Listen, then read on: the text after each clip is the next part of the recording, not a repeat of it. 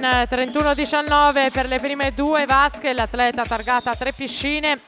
Per la sesta serie che è in corso, per la quinta nuoteranno Valentina Brollo in corsia 1, Vittoria Bustaffa in corsia 2, in corsia 3 Giorgia Basso, Margherita Viscovic in corsia 4, in 5 Valeria Ballarin, in 6 Nicole Ponte, Ottavia Benazzoli in 7, Fiammetta Artioli in 8.